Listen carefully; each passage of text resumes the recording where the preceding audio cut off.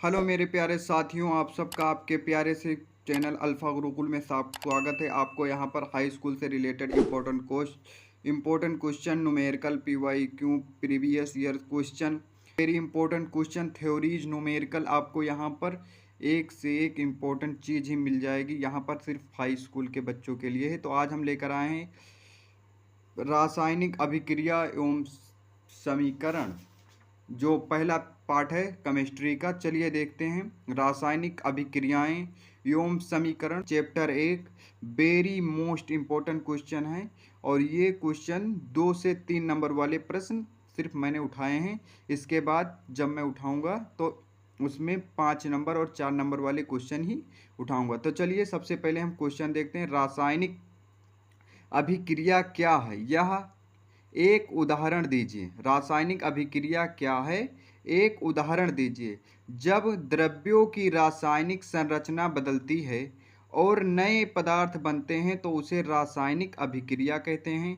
उदाहरण 2H2 plus O2, 2H2 hydrogen plus O2 oxygen, arrow 2H2 जल। अतः hydrogen और ऑक्सीजन से जल बनता है। आगे क्वेश्चन नंबर 2 देखते हैं। क्वेश्चन नंबर 2, रासायनिक समीकरण को संतुलित करने का कारण बताइए।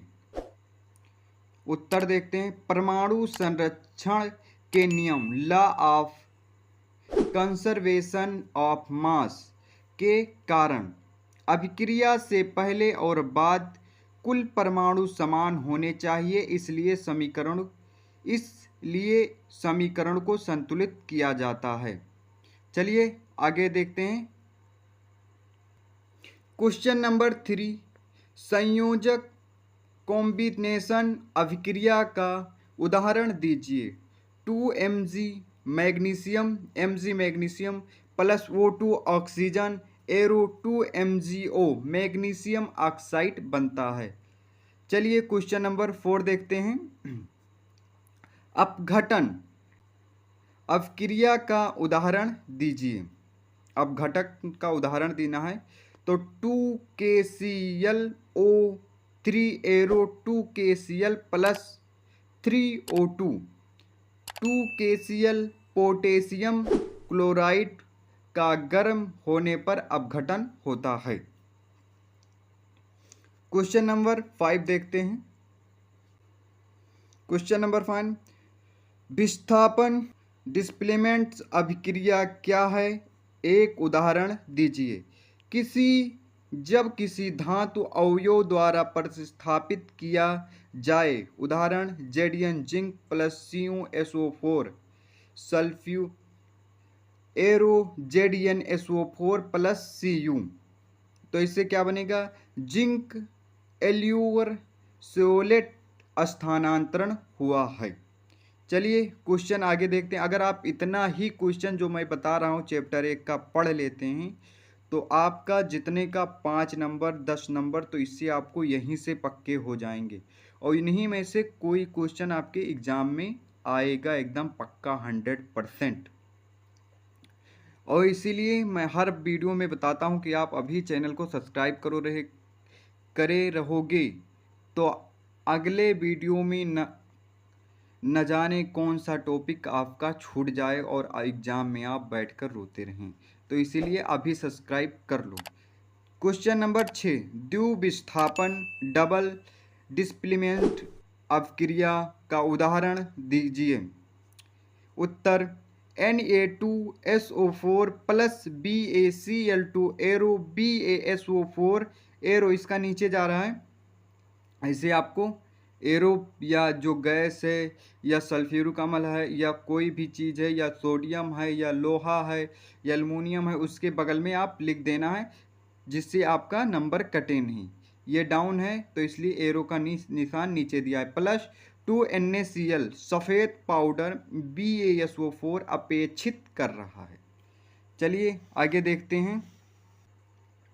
Question number 7, Zn zinc plus HCl arrow question mark, इस अभिक्रिया का संतुलित समीकरण लिखिए। अभिक्रिया का संतुलन क्या होगा वही पूछ रहा है।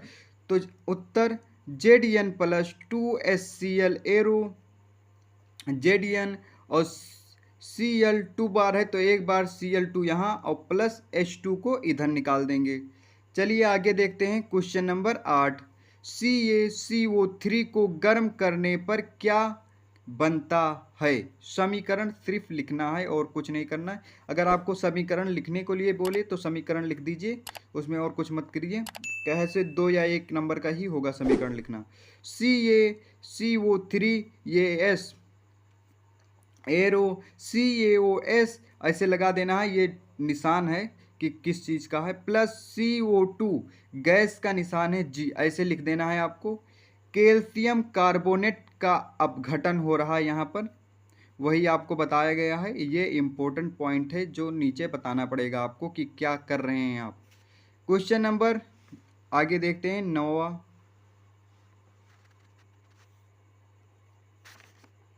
क्वेश्चन नंबर 9वां, बेकिंग सोडा NaHOCO3 के गर्म करने पर क्या उत्पाद बनते हैं? समीकरण लिखिए, सिर्फ समीकरण लिखने को बोला है। उत्तर 2NaHCO3S arrow 2Na2CO3S plus CO2 gas, ये गैस है ऊपर दिखा देना, प्लस H2O ये तो जल है और गैस भी है इसमें। चलिए आगे देखते हैं। अगर आपको कोई क्वेश्चन ना समझ में आए तो आप फौरन कमेंट कीजिए, तुरंत मैं उसको दोबारा अगले वीडियो में रिपीट करके बताऊंगा और आसान तरीके से समझाने की कोशिश करूंगा। ऑक्सीकरण और अपचयन, क्वेश्चन नंबर 10, ऑक्सीकरण और अपचयन ऑक्सीडेशन एस रिडक्शन को परिभाषित कर सरल उदाहरण दीजिए। सरल उदाहरण बोला है देने के लिए, तो सबसे पहले उत्तर लिखेंगे। ऑक्सीजन बराबर इलेक्ट्रॉन खोना, ऑक्सीजन बराबर इलेक्ट्रॉन खोना, अपचयन इलेक्ट्रॉन प्राप्त करना। उदाहरण देखते हैं। उदाहरण Zn plus Cu2 plus arrow Zn2 plus plus में है ये और प्लस में है ये और प्लस Cl, Zn ऑक्सीजन और Cu2 अपचयन है। आगे देखते हैं। क्वेश्चन नंबर 11, लोहे का जंग लगना किस प्रकार की अभिक्रिया है? साधारण समीकरण लिखिए। ये तो वेरी इंपॉर्टेंट है, ये हर बार एग्जाम में आता है, तो ये इस बार भी आएगा। 100/100% ये आएगा आएगा आएगा। तो ये वेरी इंपॉर्टेंट क्वेश्चन है, या आपके वाइवा में भी पूछ लिया जाएगा कि लोहे का जंग लगना किस प्रकार की अभिक्रिया है। साधारण समीकरण लिखिए, या पूछ लेगा खाली यही पूछ लेंगे किस प्रकार की अभिक्रिया है, तो आपको सिर्फ इतना बताना है कि ऑक्सीकरण रासायनिक अवरण के कारण जंग साधारण रूप है। यानी ऑक्सीकरण जब होता है तो रासायनिक अवरण के कारण जंग लगना साधारण रूप है। इसका उदाहरण देखते हैं। 4Fe plus 3O2 plus X H2O arrow 2Fe2SO3 गुणे H2O अर्धता में लोह ऑक्साइड का जल हाइड्रेट बनता है। फिर से F4Fe plus 3O2 plus X H2O arrow 2Fe2SO3 गुणे H2O अर्धता में लोह ऑक्साइड का जल हाइड्रेट बनता है। ये वेरी इंपॉर्टेंट है, IMP क्वेश्चन है। आपको इसको जरूर पढ़ना है, याद करना है, जैसा करना है रट्टो सट्टो जो भी करना है करो, लेकिन इसको भूल के मत जाओ एग्जाम में, इसको याद करके जरूर जाओ। Question number 12, CH4 plus H2 arrow question mark दिया है उसके आगे, इसे संतुलित कीजिए पूर्ण दहन। CH4 plus O2 arrow CO2 plus 2H2O, ये तो जल है। चलिए दूसरा क्वेश्चन 13, ये सब एक एक दो दो नंबर के हैं। 2KClLO3 एरो क्वेश्चन मार्क, इससे संतुलित कीजिए उपयुक्त, यानी कोई भी आप कर सकते हैं। 2KClO3 arrow 2KCl plus 3O2, ये भी संतुलित है, आप देख सकते हैं। अगर आप कहेंगे तो मैं संतुलित करना आपके एक वीडियो में सिखा दूंगा, बहुत ही आसान है संतुलित करना, लेकिन अगर आप कहेंगे तो मैं एक वीडियो और बना दूंगा सिर्फ वहाँ पर आपको समीकरण को संतुलित करना ही सिखा दूंगा, A to Z जितने समीकरण आपके बुक में हैं सभी। तो इसीलिए कहते हो चैनल को सब्सक्राइब करके ज़रूर रखो, कब इम्पोर्टेंट क्वेश्चन छूट जाएगा ये किसी को पता नहीं है। हम लोग यहाँ पर कर चुके हैं, अब हम 14 नंबर करते हैं। Mg मैग्नीशियम को जलाने पर क्या बनता है, समीकरण लिखिए, क्या बनेगा। तो 2Mg magnesium plus O2 oxygen arrow 2MgO, तेज सफेद लो और गर्मी के साथ, यानी जलाएं इसको। चलिए 15 नंबर क्वेश्चन देखते हैं। Fe plus CuSO4 arrow question mark दिया है, यह किस प्रकार की अभिक्रिया है, आपको यही बताना है यह किस प्रकार की अभिक्रिया है। 15 का उत्तर देखते हैं। Fe plus CuSO4 arrow FeSO4 plus Cu minus. अब सरल विस्थापन अभिक्रिया लोह तत्व का पर आयन से इलेक्ट्रॉन देकर खुद आयन बनता है। चलिए आगे देखते हैं क्वेश्चन नंबर 16, थोड़ा बड़ा है, ये भी वेरी इंपॉर्टेंट है, 100 में से 100% ये इस बार 2026 में आएगा और किसी ना किसी 7 सेट में से जरूर आएगा ये क्वेश्चन, 2 या 3 सेट में तो एकदम पक्का आएगा। तो इसीलिए कहते हैं सब्सक्राइब करके जरूर रखो। उष्मा छेपी और उष्मा शोषी अपक्रिया में अंतर लिखिए, उदाहरण भी दे दीजिए। ये क्वेश्चन 5 नंबर का है, मैंने 2 नंबर में लिखवाया, अगर अगले वीडियो में इसका 5 नंबर वाला क्वेश्चन करवा दूंगा। तो उष्मा छेपी को देखते हैं, यह एनर्जी निकालता है, यानी ऊर्जा निकलती है इससे। आगे उदाहरण इसका होगा C plus O2 arrow CO2, यानी ये दहन अपक्रिया है, दहन करती है। उष्मा शोषी ये एनर्जी को लेता है, तो उदाहरण इसका देखते हैं। N2 plus O2 arrow 2NO, कुछ उच्च ताप पर ही यह एनर्जी लेते हैं। ये दूसरी अपक्रिया है जो इसी के उष्मा शोषी से मैच करती है। CaCO3 arrow CaO plus CO2 में उष्मा शोषी प्रभाव होता है, या इसमें अपक्रिया में भी उष्मा शोषी प्रभाव होता है। ये दूसरी अपक्रिया है, यह उदाहरण के तौर पर आप ये भी और ये भी, इस दोनों में से एक लिख सकते हैं। चलिए 17 नंबर क्वेश्चन देखते हैं। किसी अणगुणी प्रश्न न्यूमेरिकल, किसी अणगुणी प्रश्न न्यूमेरिकल स्टाइल के लिए H2 plus O2 arrow H2O संतुलित कीजिए हैं। तो चलिए संतुलित करते हैं। 2H2 पहले आपको लिख लेना है, तभी आपकी समीकरण संतुलित होंगी, जो आपको अगले वीडियो में मैं बता दूंगा। अगर आप कमेंट करेंगे कि सर या भाई समीकरण संतुलित करा दीजिए, तो मैं उसमें समीकरण संतुलित करा दूंगा। तो सबसे पहले लिखेंगे 2H2, बस खाली आपको बराबर रखना है दोनों साइड। मैं थोड़ा सा बता देता हूँ। 2H2 plus O2 arrow 2H2O, अगर इससे आप करेंगे तो H 2 बार है, O भी 2 बार है और 2 आगे लगा है, तो ये बराबर ही है। चलिए आगे देखते हैं क्वेश्चन नंबर 18। चलिए देखते हैं, जब Na2CO3 और HCl मिलते हैं तो क्या होता है, करना है। Na2CO3 plus 2HCl arrow 2NaCl plus H2O और प्लस CO2, ये गैस है ऊपर जा रही है, यानी हवा बनकर उड़ जाएगी, इसमें कोई दो राय नहीं है।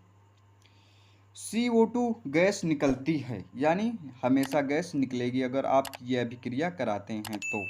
चलिए क्वेश्चन नंबर 19 देखते हैं। किसी गैस के बनते हुए बुलबुले बनते हैं, यह गैस दर्शाती है। यानी इस क्वेश्चन का मतलब यह है कि कोई गैस है जो पानी में बुलबुले बना रहा है, तो उसका वह क्या दर्शा रहा है। तो यह गैस के निर्माण का सूचक होता है कि इसमें गैस बन रहा है। उदाहरण CaCO3 प्लस HCl CO2, जो CO2 गैस है यही बुलबुले बनाता है पानी में या कहीं भी। आप किसी भी चीज़ को ले लीजिए, उसमें CO2 ही गैस ही बुलबुले बनाएगा। तो क्वेश्चन नंबर 20, और ये आपका लास्ट क्वेश्चन है जो चैप्टर 1 का 20 इम्पोर्टेंट क्वेश्चन था, 2 और 3 नंबर का। इसमें 5 नंबर के भी क्वेश्चन आपके छिपे हैं जो मैंने आपको इम्पोर्टेंट क्वेश्चन बताए हैं। तो क्वेश्चन नंबर 20 देखते हैं। प्रयोगशाला में मापदंड रसायनों को कैसे जांचा जाता है, संक्षेप में बताइए, लिखिए, कुछ भी करिए। आप पूछ सकता है आपसे। तो ये भी वेरी इंपॉर्टेंट क्वेश्चन है, किसी ना किसी सेट में ये आएगा भी जरूर 2026 में। अवक्षेप, प्रेसिपिटेट बनना, रंग परिवर्तन, गैस का निकलना, ताप बटे उष्मा का उपस्थिति, ये संकेत होते हैं कि रासायनिक अभिक्रिया हुई है। आपको फिर से बता देता हूँ। अवक्षेप, प्रेसिपिटेटेड बनना, रंग में परिवर्तन, या कोई केमिकल है उसमें रंग में परिवर्तन हो जाए, कोई गैस है उसमें परिवर्तन हो जाए, गैस का निकलना, ताप या उष्मा या भाप का निकलना, किसी उपस्थिति में ये संकेत देता है कि रासायनिक अभिक्रिया में कोई परिवर्तन हुआ है। इसी प्रकार से प्रयोगशाला में मापदंड रसायनों को जांचा जाता है। ये संक्षेप में बताने के लिए बता रहा है। तो ये 5 नंबर के क्वेश्चन हैं। मैंने इसको छोटा लिखाया है ताकि ये 1-2 नंबर में आपके कवर हो जाएं। अगर आप कहेंगे तो मैं 5 नंबर के भी इम्पोर्टेंट क्वेश्चन आपको चैप्टर 1 के लिखवा दूंगा, और मैं chapter wise important question numerical लाता रहता हूं। तो आप प्लीज़ चैनल को सब्सक्राइब कर लीजिए। आपको नहीं पता एक वीडियो बनाने में न जाने कितनी मेहनत और कितनी शिद्दत लगती है। आप प्लीज़, बस क्या करना है, हाथ से टच ही तो करना है। तो प्लीज़ वीडियो जैसे आए तो आप देखकर उसकी जितना आप मोटिवेट हुए उतना ही मोटिवेट मुझे करें। आप, अब मैं देखता हूं कि आप लोग वीडियो देखते हैं लेकिन सब्सक्राइब नहीं करते, तो प्लीज़ सब्सक्राइब कर लिया करो भाई। पता नहीं कौन सा इम्पोर्टेंट टॉपिक आपसे छूट जाए ताकि तो आपको पछताना हो जाए। तो मैं नहीं चाहता कि आपको कुछ नुकसान हो। तो आपको बस एक टच ही करना है। आप उसको टच करके, लाइक करके चैनल को सब्सक्राइब कर लीजिए ताकि हाई स्कूल से रिलेटेड क्वेश्चन आपको मिलते रहें। और देखिए कितने पसीने में भीग गए हैं, पंखा भी नहीं चला सकते, आपके बैकग्राउंड में हवा आने लगेगा हर हर हर हर का, तो आपको समझ में नहीं आएगा वॉइस का क्या चल रहा है। तो इसलिए प्लीज़ चैनल को सब्सक्राइब कर लीजिए, और मिलते हैं किसी नेक्स्ट वीडियो में किसी इम्पोर्टेंट टॉपिक के साथ। तब तक के लिए जय हिंद, जय भारत, और लव यू ऑल।